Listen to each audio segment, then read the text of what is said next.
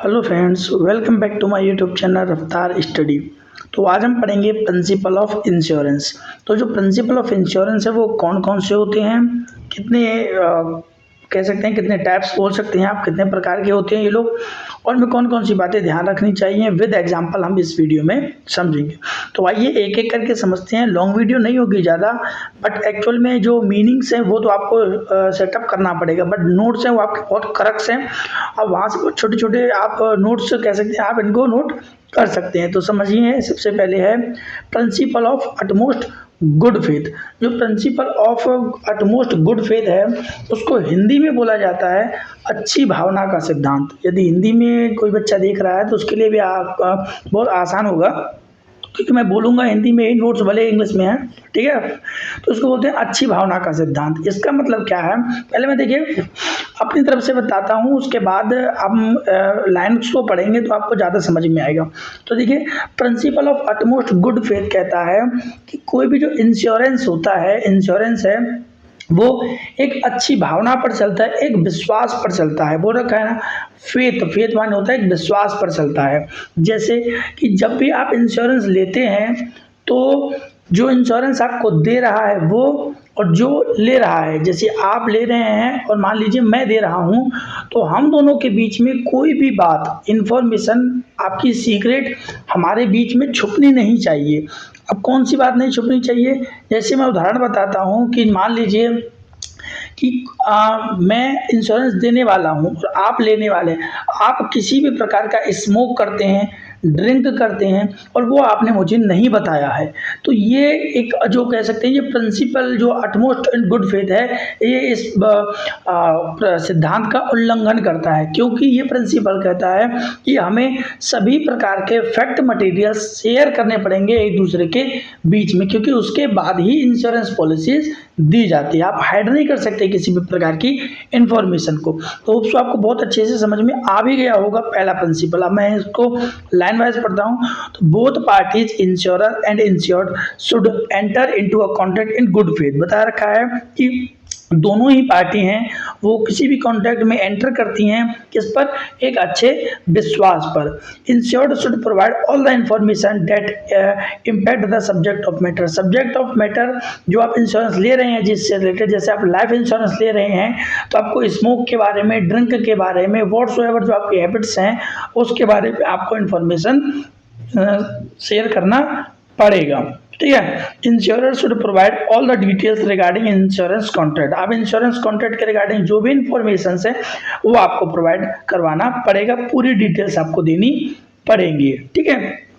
आप यदि इस बात को छुपाते हो तो आपके दिमाग में आ रहा होगा, यदि हम छुपा लें तो देखिए, छुपा लेते हैं तो कह सकते हैं कि जो इंश्योरेंस का जो पैसा बनता है आपका, वो कह सकते हैं या तो नहीं मिलेगा या कम मिलेगा या आपका लॉस होगा कुल मिलाकर के, ठीक है ना। तो आपको सभी प्रकार के फैक्ट मटेरियल्स डिस्क्लोज करने पड़ेंगे। तो आपको पहला समझ में आ गया होगा। दूसरा समझते हैं प्रिंसिपल ऑफ इंश्योरेबल इंटरेस्ट। समझिएगा, insured must have the insurable interest on the subject of matter. जो भी सब्जेक्ट ऑफ मैटर आप ले रहे हैं उससे इंश्योरेबल इंटरेस्ट आपका जुड़ा होना चाहिए। एग्जाम्पल के थ्रू भी समझाऊंगा, आप समझिए। In a case of life insurance, spouse and dependent have insurable interest in the life of a person. ठीक है, यदि एक पर्सन के लाइफ इंश्योरेंस में जो स्पाउस है, in a case of life insurance, spouse जो अपनी पत्नी के लिए, यदि स्पाउस मतलब होता है पत्नी, तो अपनी गृहिणी के लिए, अपनी पत्नी के लिए जो लाइफ इंश्योरेंस लिया गया है, dependent have insurable interest in a life of a person, तो वो उससे रिलेटेड है। Corporation also have a insurable interest in the life of its employ. अब जो एम्प्लॉय है उसका जो जो इंटरेस्ट है वो बिलोंग कर रहा है कॉर्पोरेशन से, विच मीन कंपनी में कौन काम करता है, एम्प्लॉयज। तो corporation also have a insurable interest. जो कॉर्पोरेशन है उसके पास भी इंश्योरेबल इंटरेस्ट है, किसका, लाइफ इंश्योरेंस का, किसका, एम्प्लॉयज का, ठीक है ना। इन अ केस ऑफ लाइफ और marine insurance, interest must be the both owner both at the time of entering into the insurable contract at the time of accident. अब मैं एक बार इसका एग्जांपल बताता हूँ आपको बहुत अच्छे से। इंश्योरेबल इंटरेस्ट का मतलब देखिए, यदि कोई व्यक्ति एक किसी कंपनी में, कंपनी के बिहाफ पे एक लोन लेता है, ठीक है। तो लोन लेता है तो उसे कौन सा लोन मिलेगा पता है? फायर इंश्योरेंस मिलेगा। जैसे मान लीजिए कोई एम्प्लॉय है, जैसे इसमें एग्जांपल दे रखा है, कोई एम्प्लॉय है, वो क्या करता है, लोन लेता है, कह सकते हैं आप, लोन लेता है, तो वो फायर इंश्योरेंस पॉलिसी ले सकता है। अब क्यों ले सकता है? बल्कि भाई एम्प्लॉय तो ओनर है नहीं है उस कंपनी का, बट ले सकता है। क्यों? क्योंकि उसका जो वित्तीय हित है, उसको फाइनेंशियल जो इंटरेस्ट है, वो कंपनी से लिंक करता है। आप कह सकते हैं आसान भाषा में कि वो उस कंपनी में वर्क करता है, तो उसको उसके बिहाफ पर क्या मिल जाएगा? लोन, जो फायर इंश्योरेंस है वो मिल जाएगा, क्योंकि उसका इंश्योरेबल इंटरेस्ट उस पर बिलोंग कर रहा है। यदि ये उदाहरण समझ में नहीं आया तो मैं आपको बहुत अच्छा उदाहरण दे रहा हूँ जो आपके बुक्स से रिलेटेड है, ठीक है? तो समझिएगा, मैं बताता हूँ। मान लीजिए ए व्यक्ति ने, इसमें नाम का याद रखना, मान लीजिए कोई ए व्यक्ति है, उसने एक कार के बिहाव पर क्या लिया था? इंश्योरेंस लिया। अब कार के बिहाव पे इंश्योरेंस लिया, अब वो कार हो गई है चोरी, अब वो कार चोरी हो गई, ठीक है? अब वो चोरी हो गई कार, अब वो बाद में चोरी होने के बाद यदि वो कंपनी पे जाता है और इंश्योरेंस के बिहाफ पर वो क्लेम करता है, तो उसको उसका पैसा नहीं मिलेगा। क्यों नहीं मिलेगा? क्योंकि वो उसकी कार अब उसकी नहीं रही है, ठीक है? या फिर आप एक ऐसा एग्जांपल लीजिए सरल सा और, कि कोई व्यक्ति ए है जिसके पास एक कार थी, उसने इंश्योरेंस का जो और उसने एक इंश्योरेंस भी ले रखा था। उसने क्या किया? अपने उस कार को किसी दूसरे व्यक्ति को बेच दिया, सोल्ड कर दिया। तो सोल्ड कर दिया, अब यदि कहीं वो जो ए व्यक्ति है वो इंश्योरेंस का पैसा लेने के लिए जाए, यदि कार के ब्याह पे जो पैसा लिया था, तो वो उसको वो पैसा नहीं मिलेगा। क्यों? क्योंकि जो उसका जो कार की जो ओनरशिप है वो किसी दूसरे व्यक्ति पे, कह सकते हैं बी व्यक्ति पे ट्रांसफर हो चुका है, तो उसका इंश्योरेबल इंटरेस्ट उस कार से नहीं जुड़ा हुआ है, ठीक है? तो इंश्योरेबल इंटरेस्ट उस चीज़ से जुड़ा होना चाहिए जिस चीज़ के लिए आपने लोन और जो कह सकते हैं इंश्योरेंस ले रखा है, ठीक है? आगे हम समझते हैं principal of indemnity. Principal of indemnity कहता है insured can not make any profit from the insurance contract. देखिए ये पूरा जो प्रिंसिपल है वो यही खत्म हो जाता है कि जो इंश्योर्ड है वो कभी भी इंश्योरेंस के पैसे से अपना पैसा नहीं बना सकता, विच मीन्स प्रॉफिट अर्न नहीं कर सकता। Insurance contract is meet for coverage of losses only. Insurance का पैसा है वो सिर्फ आपको आपके लॉस से रिकवर करने के लिए देता है, आपको पहली जैसी स्थिति में ला करके खड़ा कर देता है। Indemnity means a guaranteed to put the insured in the position as before the accident. मैंने बताया कि एक्सीडेंट से, कोई भी घटना से पहले की स्थिति थी उस स्थिति पे लाके खड़ा कर देना, ये प्रिंसिपल ऑफ इंडेमनिटी कहलाता है। इसको हम हिंदी में यदि बात करें तो उसको बोलते हैं क्षतिपूर्ति का सिद्धांत। तो जितनी आपकी क्षति हुई है उसकी आपको पूर्ति कर दी जाती है। This principle doesn't apply to life insurance contract. ये जो पॉलिसी है कभी भी लाइफ इंश्योरेंस पॉलिसी में क्या कहते हैं उसको अप्लाई नहीं होता है। क्यों नहीं होता है? क्योंकि हम कभी भी किसी के लाइफ को पैसों से इन टर्म्स में नहीं मेजर कर सकते। डेट इज वाई, जैसे मान लेते हैं इसमें भी एग्जांपल कि एक व्यक्ति ने 2 लाख रुपए का लाइफ इंश्योरेंस 2 लाख रुपए का फायर इंश्योरेंस ले रखा था।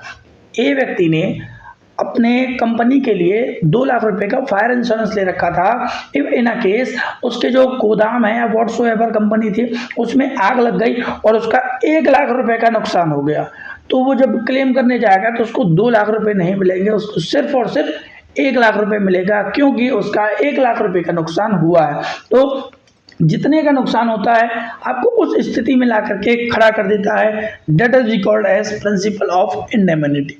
आगे फोर्थ है principle of contribution. Principle of contribution का समझिए, ये ज़्यादा पूछा जाता है, इंडेमनिटी वाला कंट्रीब्यूशन इसके बाद की।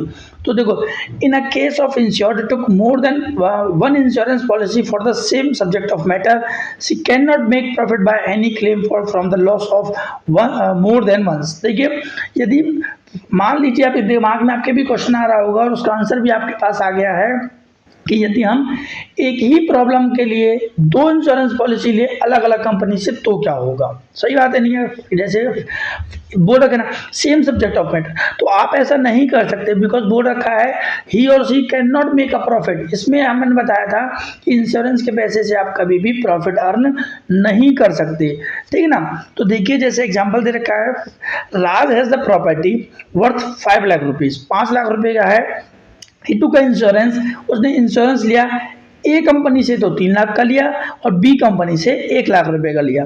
इन अ केस ऑफ एक्सीडेंट, एक एक्सीडेंट हुआ, he incurred a loss 3 lakh rupees, तो उसका 3 लाख रुपए का नुकसान हो गया। तो Raj can claim 3 lakh rupees from A after he can not make a profit. और यदि वो ए कंपनी से पूरा 3 लाख ले लेगा तो वो बी कंपनी से उसको कुछ भी नहीं मिलेगा, और यदि टोटल 3 लाख का नुकसान हुआ है तो कह सकते हैं जो 2.5 लाख रुपए ये कंपनी दे देगी और 50,000 रुपए बी कंपनी दे देगी, विच मीन्स आपको सिर्फ और सिर्फ 3 लाख रुपए ही मिलेगा।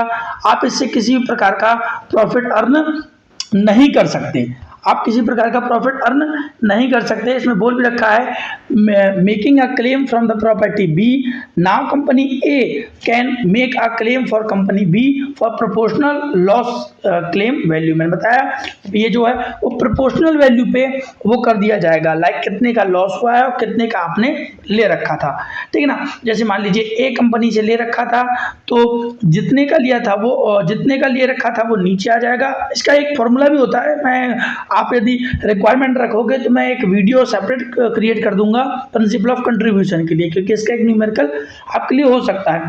इससे आप ये समझिए बस इस प्रिंसिपल से कि आपने दो जगह से अलग अलग प्रिंसिपल ले रखे, वो इंश्योरेंस ले रखा है तो आपको दोनों जगह से पैसा नहीं मिलेगा, मिलेगा आपको जितने का लॉस हुआ है। अब वो दोनों अपने अपने रेशियो में दे देंगे। आगे आता है प्रिंसिपल ऑफ सबरोगेशन। जो प्रिंसिपल ऑफ सबरोगेशन उसको बोलते हैं प्रतिस्थापन का सिद्धांत। प्रतिस्थापन का सिद्धांत अब ये कहता है क्या है, after making the payment of insurable claim, insurable claim payment करने के बाद the insurance become the owner of the subject matter. जो इंश्योरेंस होता है वो ओनर बन जाता है उस सब्जेक्ट ऑफ मैटर का। जिसमें एक एग्जांपल दे रखा है, राम तो का insurance policy for his car, Ram ने एक इंश्योरेंस पॉलिसी ली अपने कार के लिए।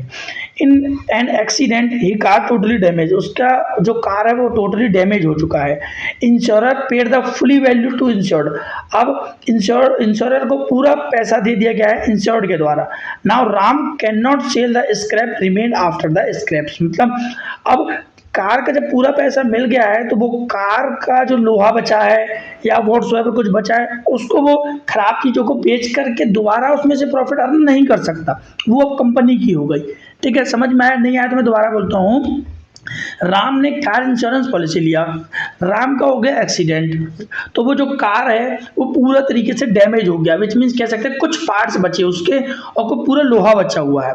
तो कंपनी के द्वारा उसको उस कार का पूरा पैसा दे दिया जाएगा, लेकिन अब राम वो जो कुछ पार्ट्स बचे हैं और जो लोहा बचा उसको बेच करके पैसा रिगेन नहीं कर सकता, वो कंपनी की हो गई है अब। तो इसी को बोलते हैं प्रिंसिपल ऑफ सबरोगेशन। आगे प्रिंसिपल ऑफ प्रॉक्सिमेट कॉजा है, कॉज। अब इसके समझिए, एक तो इसको प्रॉक्सिमा कॉजा प्रॉक्सिमा भी बोलते हैं। निकटम कारण का सिद्धांत, निकटम कारण का सिद्धांत ऐसे है, वर्ड प्रॉक्सिमेट कॉज या फिर बोल रखा है causa proxima means nearest cause, इसका मतलब है पास का नुकसान। इसका मतलब एन एक्सीडेंट में be called by more than one cause, यदि एक्सीडेंट एक से ज़्यादा कारणों से होता है, in case of property insured for only one cause, तो in a case of property insured for only one cause, तो उसका इंश्योर्ड किया जाएगा सिर्फ एक के लिए ही। In such case nearest cause of accident is find out, तो सबसे जो नियरेस्ट वो होगा उसको फाइंड आउट किया जाएगा। Insurer page the claim money only if the nearest cause is insured, और उसको इंश्योरर को वही पैसा दिया जाएगा वो जो सबसे पास में जो भी नुकसान हुआ होगा उसका पैसा दिया जाएगा। इसको बोलते हैं कॉजाए प्रॉक्सिमा। अब देखिए एक चीज और है इसमें कि एक कारण और होता है कि कारण जरूर मैच करना चाहिए, कारण आपके सब्जेक्ट ऑफ मैटर से रिलेटेड भी करना चाहिए। ठीक है। एक तो नियरेस्ट कॉज को भी देखा जाएगा, बट एक मैं एग्जांपल बताता हूँ जो आपके एग्जाम में ज़्यादातर पूछा जाता है। ठीक है, मान लीजिए किसी एक व्यक्ति ने गेहूं की बोरियां या चावल की बोरियों को एक्सपोर्ट इंपोर्ट करने के लिए मरीन पॉलिसी ले रखा था, समुद्री बीमा ले रखा था। रास्ते में, समुद्री बीमा के रास्ते में उसके गेहूं को कह सकते गेहूं को या चावल की बोरियों को चूहे काट गए, चूहे ने होल कर दिया और चूहे खाते चले गए और कुछ गेहूं है वो फैल गया, तो उसकी गेहूं की बोरियां खराब हो गई। जब वो मुआवजे के लिए जाएगा तो उसके जो है मुआवजा नहीं दिया जाएगा। मुआवजा क्यों नहीं दिया जाएगा? इसलिए क्योंकि वो जो उसका जो कारण है वो चूहे थे और उसने जो इंश्योरेंस पॉलिसी ले रखा था वो उसका कारण दूसरा था, तो इसलिए उसको जो इंश्योरेंस पॉलिसी है उसका वो क्लेम है वो रिफंड नहीं किया जाएगा। ठीक है ना, ठीक है ना, तो वहाँ उसको पेमेंट नहीं दिया जाएगा। लेकिन यदि पैसे किसी कारणवश किसी प्रकार का नुकसान हो जाता है दूसरे किसी कारणवश से गेहूं की बोरियों का, तो उसका आपको रिफंडेबल अमाउंट मिल जाएगा। बट कॉज है जो प्रॉक्सिमा है और वो उससे रिलेटेड करना चाहिए। विदाउट यदि कॉज है तो उसका पैसा आपको रिफंड नहीं किया जाएगा। तो ये जो 6 प्रिंसिपल्स थे ये मैंने आपको बता दिए, होप्स आपको समझ में आ गया होगा। ठीक है, प्रिंसिपल एक और बचता है जिसको बोलते हैं हम प्रिंसिपल ऑफ माइटिगेशन ऑफ लॉस। यदि इसमें नहीं दे रखा है बट मैं आपको बता देता हूँ। माइटिगेशन ऑफ लॉस का इसमें कहने का मतलब है कोई ज़्यादा खास नहीं है। इसमें कहा जाता है इस सिद्धांत के हिसाब से यदि किसी भी प्रकार का आपने बीमा ले रखा है, जैसे मान लीजिए एग्जांपल देता हूँ, यदि किसी व्यक्ति ने अपने घर का एक फायर इंश्योरेंस पॉलिसी ले रखा है और उसके घर में आग लग जाता है, तो उस व्यक्ति को आग को रोकने के लिए कुछ ना कुछ अपना प्रयत्न करना चाहिए, क्योंकि कंपनी के द्वारा तो खैर पैसा मिलेगा ही, बट उसको देखते नहीं रहना चाहिए कि इंश्योरेंस का पैसा तो मिलेगा ही, उसको बचाने की कुछ को कोशिश प्रयत्न अपना करना पड़ेगा। तो इसको बोलते हैं हम प्रिंसिपल ऑफ माइटिगेशन ऑफ लॉस। तो आपको वीडियो अच्छी लगी होगी, दोस्तों के साथ शेयर करना, सब्सक्राइब करना मत भूलना। नोट्स आप यहाँ से बना सकते हैं। Thank you so much.